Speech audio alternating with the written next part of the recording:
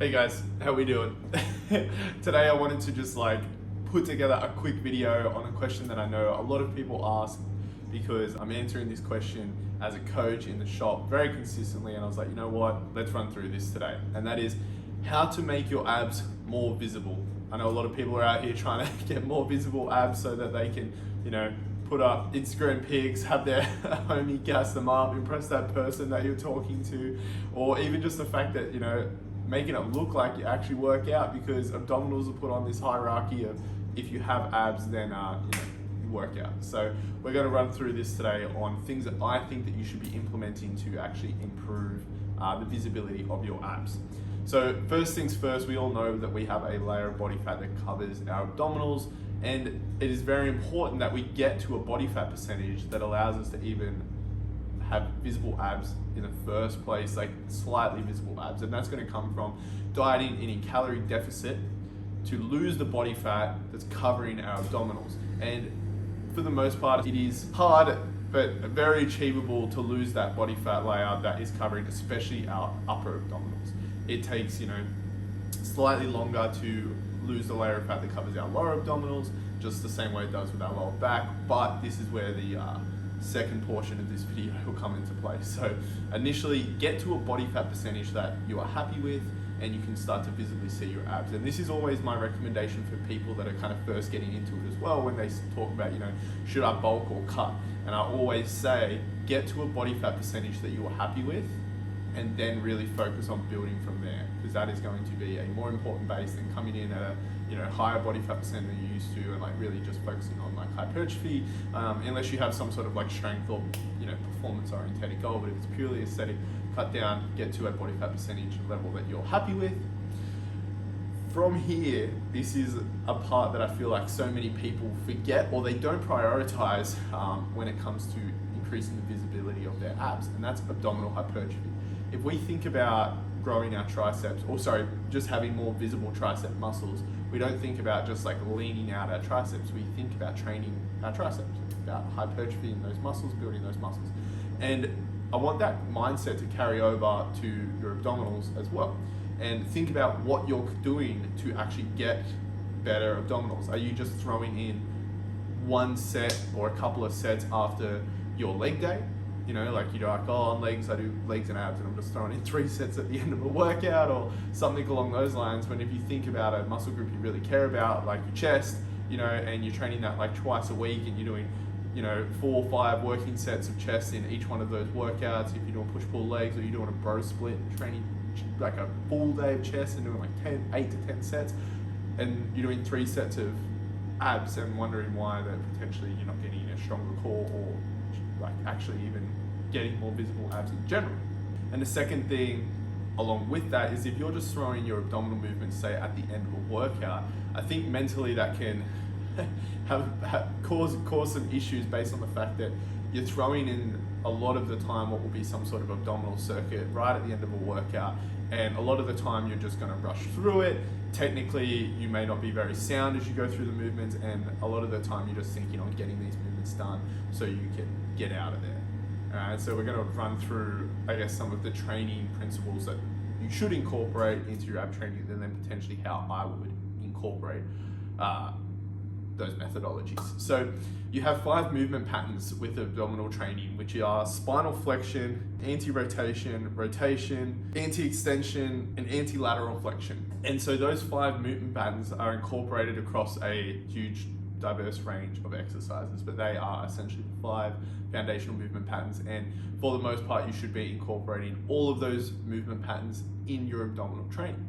The first kind of technique, or the first even exercise itself that comes to be at the tippity top of importance of abdominal training, it's going to sound weird, but it's breathing. So this carries over not just to abdominal specific movements, but all of your compound lifts in general, to ensure that you're actually utilizing your core properly. So ensuring that when you do things like your squats and your dead and your bench, or just pretty much most exercises, that you have a good foundation of diaphragmatic breathing. So breathing in to your stomach, into your core, and bracing through that versus constantly breathing into your chest. So outside of what that's going to do to you biomechanically, it's also going to help utilize your core more. So then you're training your core throughout like your entire workout, not just for like a couple of sets at the end of the leg day that you do once a week, right? So that is the foundational thing. And if you aren't really entirely understanding what I'm talking about when I talk about diaphragmatic breathing, YouTube it, because that's going to be the tippity top of importance as I kind of run through the remainder of these exercises. So the next type of movement that we have are bracing movements. So they're things like your planks, like your dead bugs, like L-sits, things like that. Things that a lot of people are probably very familiar with, and they're things that are going to utilize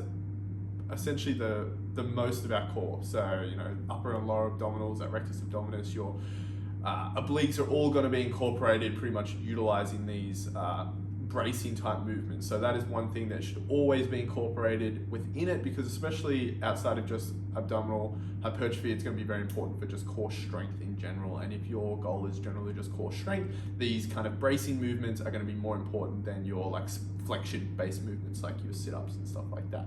So the second group of movements are going to be things like your anti-movement movements. So that's things like doing any sort of unilateral exercise where you essentially have to control your body from moving in a certain direction based on loading just one side of the body. So that can be doing things like a kettlebell squat, just holding the kettlebell on one side. It can be things like a torsinator twist. It can be things even just like single arm like bench press or like overhead press, things like that. So they're going to once again be very important because it's building on the foundation of balance as well, and those kind of like static bracing tension that you create doing these kind of anti-movement movements. They're also, you know, far more functional than what like a flexion-based movement is. That's kind of why it sits a little bit more on the hierarchy. This might not give you that kind of like burn that you get from those flexion-based movements, but in terms of like functionality and strength, and obviously still having great carryover to abdominal hypertrophy as well. So that's kind of why I would say it's a little bit more important, and you should be incorporating unilateral movements and like anti-movement movements in general into your workout. The third type of movement are flexion-based movements. So these are the ones that most people are the most familiar with. So they're things like your sit-ups, your hanging leg raises, your crunches, and things like that. So with these movements, I not always recommend, but recommend for like those kind of intermediate and like advanced trainee athletes to incorporate load into these flexion-based movements. So if you find that you get to a point where you can do hanging leg raises for like 20 reps, look at grabbing a medicine ball and holding that medicine ball between your feet and doing those leg raises with that medicine ball. I can guarantee it's going to make it a lot harder. Doing things like cable crunches, so actual loaded crunches. Doing things like, if you're doing decline sit-ups or, sit-ups on a punching bag or something along those lines, that you hold a weight and actually add load to that movement, because it's going to encourage more hypertrophy of your abs. Those other flexion-based movements can be things like your standing oblique crunches, which is something that I'm a huge fan of, and incorporating those kind of like oblique crunches in the same way that you would incorporate a normal crunch, by not just doing bodyweight oblique crunches, but adding weights to those crunches as well. And that's going to, once again, encourage more hypertrophy. The other thing that we can look at is something that's less common, but once again has like great functional carryover. The anti-movement stuff is probably what I would say easier to incorporate, because if you're training shoulders doing a single arm press, or if you're doing legs, doing lunges, just holding one kettlebell overhead on one side or a kettlebell on one side, it's just a lot easier to incorporate. A lot of people aren't commonly going to be doing this, but things like loaded carries can be very important, and especially if you do have like a goal of strength. I mean, if you're an athlete with a goal of strength, you're probably already doing these, but for the mainstream individual, loaded carries are still amazing, still super important, but keeping in mind that diaphragmatic breathing, that number one exercise, the most important thing, is essentially make or break for these loaded carries. So ensuring that as you go through loaded carries, so doing things like double kettlebell carries, like suitcase carry, something along those lines, you're breathing through your core the whole time and keeping everything nice and tight. You're not huffing and puffing and rolling over, that you're maintaining good posture and you have good diaphragmatic breathing. So there are some of the exercises that we can incorporate. And now this is my personal opinion of abdominal training, and this is how I train abs, and this is purely something that I'm just giving as my recommendation and not based on the fact that it's probably the best way to do it, but it's what's worked for me, how I've really enjoyed doing it. And if you're someone who potentially has a similar training style as me with that kind of push-pull legs training, potentially like AM training and then doing something else PM in the afternoon, like me doing jiu-jitsu or running or something along those lines, this is how I like to incorporate my abdominal training.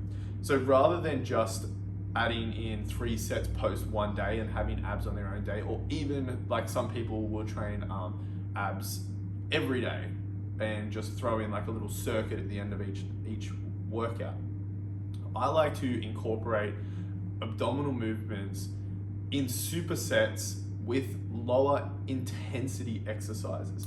So if I'm doing a push day and I have something along the lines of a lateral raise, I will incorporate something like a hanging weighted leg raise in there. So I will do my set of 12 leg raises, then set of 12 lateral raises, then I'll jump into a hanging leg raise, grab that medicine ball between my feet, and I will do my sets that way. Because I find that you're doing these core-based movements with lower intensity isolation movements. So it's not like we're doing a plank with a squat and then we're just destroying our core and increasing our risk of injury. So it's definitely not supersetting with any of those like high RPE exercises or those high like intensity compound movements where our core is very important to be strong and not fatigued throughout. We're incorporating them with these kind of like lower intensity isolation movements. So things like lateral raises and bicep curls and tricep movements, calf-based movements, shoulder exercises, the kind of last few sets of potentially like chest or back exercises when we're getting to the point of not moving like crazy load, not doing standing things. So even things that are more along the lines of machine-based movements. So you may not do it with things like like your barbell bench press and stuff, but you get towards the end, you might incorporate it with like a seated chest fly or something along those lines. And so kind of how it'll look for me is, for example, doing those 12 lateral raises, throwing in those weighted hanging leg raises, and then a couple of exercises later, I'll throw in a like core-based movement that will be like a loaded carry, and that loaded carry will be with a tricep-based movement. And I'll do 3 of those kind of supersets every second day, and I'll incorporate kind of, in a week, I'll cover all 5 of those movement patterns. So some of my like favorite abdominal exercises are those weighted hanging leg raises, they're weighted crunches, they are single arm suitcase carries, they are standing oblique crunches. They're some of my favorites. And then obviously things like a plank. I don't often do a weighted plank.